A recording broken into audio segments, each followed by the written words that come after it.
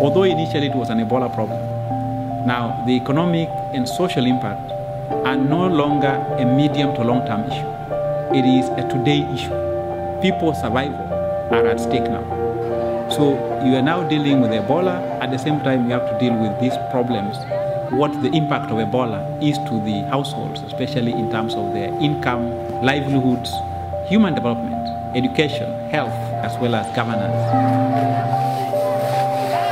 How soon? Because we need to go back to work. We have been quarantined and we are not working. We don't have means of earning money for ourselves now. All the fish, the business are spoiling because there is no customer. There is no money for the customer to come because of this Ebola. From farming to business to services, there are huge losses already being recorded. This crisis is now affecting all ways of living, all sectors of society, and is no longer a public health emergency only. Ebola has caused a serious standstill in our economy, our social life. It has changed our lifestyles, it has changed cultural and social relationships, and it has caused a lot of suffering, both economic, psychological, and medical.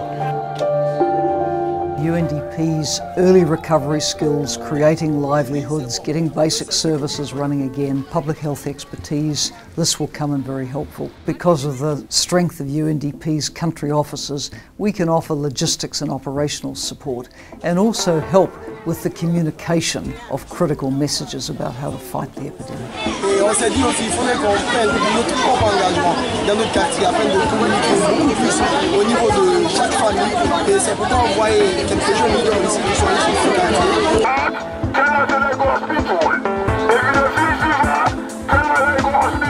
We're working in some of the poorest and most disadvantaged areas of the city to really educate people about how they can protect themselves and their families against Ebola.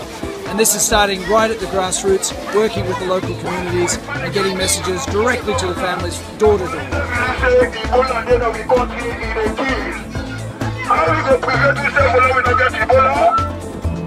There's a phenomenon called the Okada drivers. These are young men with motorcycles basically who make their livings from transporting people. We're recruiting them en masse to become basically messengers for Ebola prevention.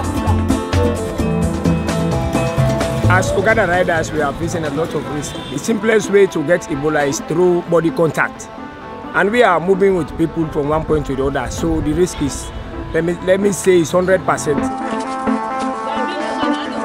Le gouvernement de la Guinée a pris à bras-le-corps la réponse à la riposte contre l'épidémie d'Ebola en mettant en place la cellule nationale de coordination. À l'ONU, nous nous sommes engagés à accompagner la cellule dans son travail de lutte contre l'épidémie. Nous demandons à ce que la communauté internationale puisse nous accompagner dans cet effort.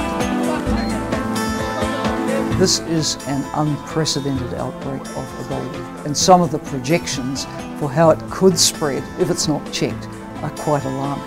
So it's important to fight it now, and for all of us, international partners, UN agencies, civil society, academic groups, everybody's got to throw everything at this now.